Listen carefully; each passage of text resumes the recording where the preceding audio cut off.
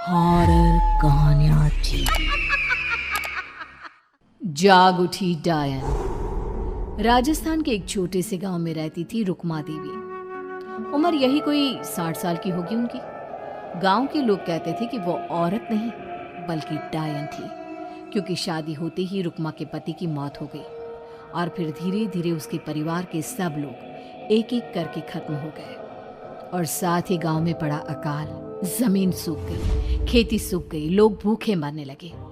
रुक्मा को गांव से बाहर निकाल दिया गया और तब से वो गांव के बाहर झोपड़ी बनाकर रहने लगी। कोई भी रुक्मा के घर के आजू बाजू से गुजरता तक नहीं था।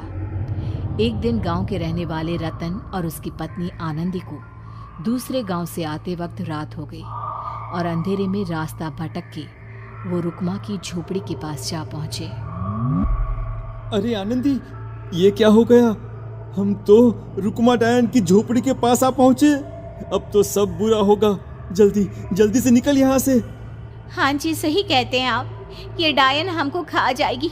जल्दी भागो यहाँ से। तभी रुक्मा झोपड़ी से बाहर आती है। अरे रुको, तुम लोग यहाँ मेरी झोपड़ी में आराम कर लो और देखो, इस रास्ते पर आगे मत जाना। हाँ, हमें आगे जाने से इसलिए रोक रही है ना, ताकि हमें मार डाले तू। अरे ना ना, मैं तो तुम्हारी जान बचाना चाहती हूँ, मेरी बात तो सुनो। डर की वजह से आनंदी और रतन वहां से भाग जाते हैं, लेकिन फिर अगले दिन गांव में खबर फैलती है कि रतन और आनंदी ने अपने घर में फांसी लगाकर आत्महत्या कर ली।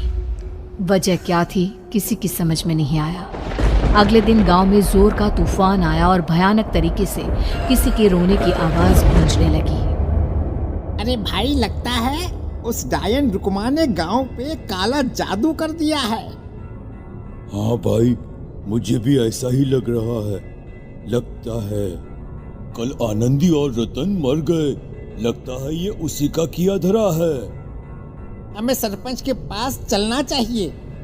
वो दोनों आदमी सरपंच के घर पहुंचते हैं। अरे, तुम इस वक्त यहाँ पर क्यों आए हो? जानते नहीं बाहर क्या हो रहा है? कितनी डरावनी आवाज गांव में गूंज रही है। बस मालिक, किसी तरह आ गए। पूरे गांव वालों की जिंदगी का सवाल है। अरे मालिक, ऐसे तो सब एक एक करके मर जाएंगे। तो क्या चाहते हो? क्या किया जाए? मालिक, हमें रुक्मा को मारना होगा। अरे जब तक वो डायन गांव में जिंदा रहेगी तब तक गांव में ये सब होता ही रहेगा। शायद ठीक कह रहे हो तुम लोग, मगर ये काम करेगा कौन? मालिक, अगर आप कहे तो हम दोनों मिलके इस काम को अंजाम दे दे। बस आपको हमें यकीन दिलाना होगा कि हम पकड़े नहीं जाएंगे। ठीक है, लेकिन बाहर जो आतंक का साया है उसमें तुम दोनों रुक्मा तक पहुंचोगे कैसे? हैं? क्या तुम्हें डर नहीं लगता? मालिक, आप उसकी चिंता ना करें। काल भैरव का भभूत है हमारे पास। रुक्मा तक पहुंचकर आसानी से मौत के घाट उतार देंगे उसको। हाँ, मैं भी चलूंगा तुम लोगों के साथ। उस डायन को मरते हुए देखने की बड़ी इच्छा है मुझे। सरपंच उन दोनों लोगों के साथ गांव के बाहर की तरफ चल देता है। गांव में घनघोर काली रात पसरी हुई थी और दिल दहलाने वाली चीख की आवाज माहौल को बेहद खौफनाक बना रही थी। हाथ में काल भैरव का भभूत लिए वो तीनों रुक्मा की झोपड़ी की तरफ जा रहे थे। वहां पहुंचने के बाद, ये लो खंजर और पार कर दो इस डायन के कलेजे के अंदर। मालिक, आप बस यहीं खड़े होकर नजारा देखो, आज ना बचेगी ये। हाँ मालिक, ये भभूत अब इसकी जरूरत नहीं है। मैं इसे यहाँ पेड़ की डाली पे रख देता हूँ। लौटते वक्त हमारी रक्षा करेगा। वो दोनों आदमी चुपके से सोती हुई रुक्मा देवी के ऊपर वार करते हैं। एक जोरदार चीख से वो इलाका गूंज उठता है, लेकिन अचानक रुक्मा के शरीर से जो खून बहता है उसका रंग नीला था। ये देखकर वो दोनों आदमी डर से कांपने लगते हैं। अरे अरे अरे अरे, ये क्या? अरे इसके खून का रंग तो नीला है। अरे तो क्या हुआ? डायन जो ठहरी, इंसान नहीं है ये, और आज इस बात का पक्का यकीन हो गया है। मर गई चुड़ैल, मर जाने दे। चल सरपंच साहब को जाकर ये खबर सुनाते हैं। वो दोनों जैसे ही बाहर आए, उन्होंने देखा सरपंच की लाश पेड़ पे लटकी हुई थी। ये देखकर वो दोनों डर के मारे चीखते हुए वहां से भागे, लेकिन तभी एक बेहद डरावनी औरत उनके सामने आकर खड़ी हो गई। कहाँ जा रहे हो? तुम्हें क्या लगा किसी का खून करके बच जाओगे तुम? कौन हो तुम? कौन हो? हमने तो डायन को मारा है, कुछ गलत नहीं किया भाई। वो डायन नहीं थी, वो इस गांव की रक्षा कर रही थी। तुम कौन हो और तुम्हें कैसे पता वो कौन थी? उसने रतन और आनंदी को मार डाला। रतन और आनंदी को मना किया था रुक्मा ने इस रास्ते से आगे जाने से, पर वही दोनों माने नहीं, और उन दोनों ने मुझे देख लिया था, इसलिए उनका मरना तो तय था। क्या मतलब तूने मारा था? और हम समझ रहे थे कि रुक्मा ये सब कर रही है।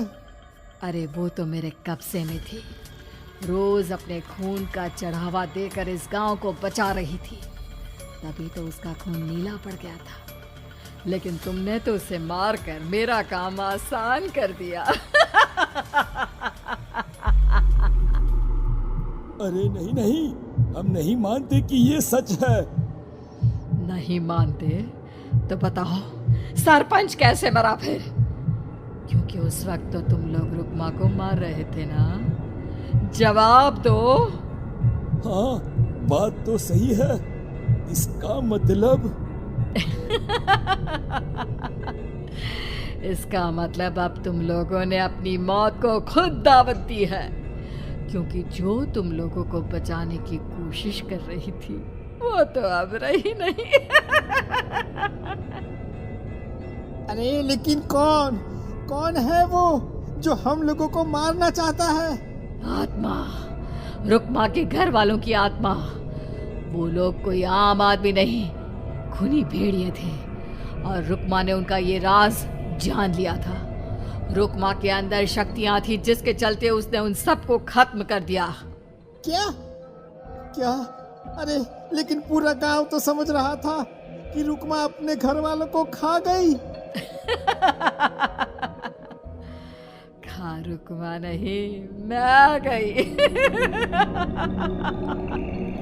क्योंकि असली डायन मैं हूं, और अब कोई नहीं बचेगा इस गांव में, कोई नहीं। भागो तुम दोनों। वो दोनों आदमी पागलों की तरह भागते हुए गांव पहुंचते हैं। वहां देखते हैं कि पूरा गांव खुद की नदी बन चुका था। हर तरफ लाशें ही लाशें पड़ी थी, और रुक्मा के मरे हुए घर वाले उन लाशों को खा रहे थे। कुछ देर के बाद उन दोनों का भी वही हाल हुआ।